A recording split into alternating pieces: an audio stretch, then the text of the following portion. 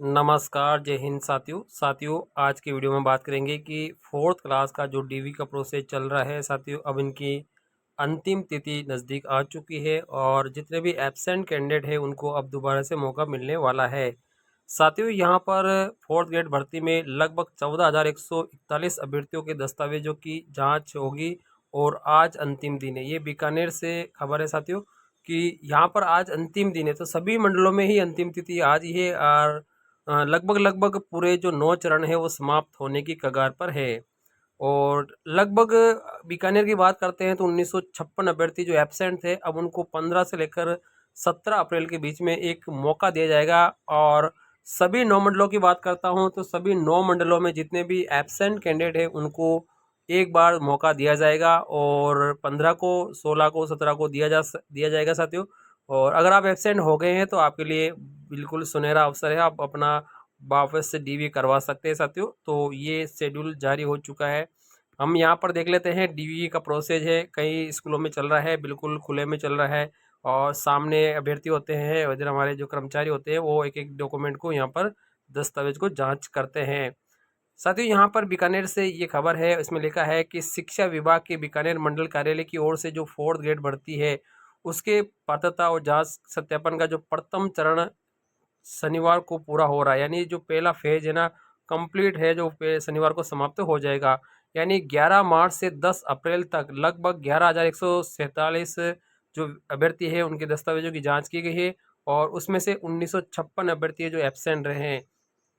सत्यापन का अंतिम दिन है वो 11 अप्रैल को है और शनिवार को लगभग 456 अभ्यर्थियों को यहाँ पर बुलाया गया है, वहीं अनुपस्थित रहे हैं साथियों। ठीक है, तो अभ्यर्थियों को शिक्षा विभाग एक मौका और देगा साथियों। इसके दस्तावेजों का सत्यापन है वो प्रत्येक मंडल स्तर पर 15 से लेकर 17 अप्रैल के बीच में किया जाएगा। यानी आप 15 से लेकर 17 अप्रैल के बीच में जो भी एब्सेंट कैंडिडेट है, भले आप किसी भी मंडल के हो, आप दोबारा से अपना डीवी करवा सकते हैं।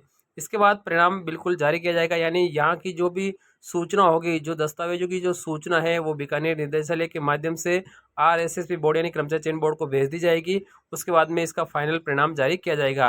राज्य सरकार की ओर से चतुर्थ श्रेणी कर्मचारियों की लगभग 54,000 पदों पर यह भर्ती हो रही है और कर्मचारी चयन बोर्ड इसको आयोजन कर रहा है। और परीक्षा का जो आयोजन आप सभी को बताया सितंबर में हुआ था साथियों। ठीक है, और परीक्षा परिणाम है दस्तावेज सत्यापन का जैसे कार्य शिक्षा विभाग को पूरा होने के बाद निदेशालय के माध्यम से जो कर्मचारी चयन बोर्ड को दिया जाएगा, उसके बाद में केवल रिजल्ट ही घोषित किया जाएगा साथियों।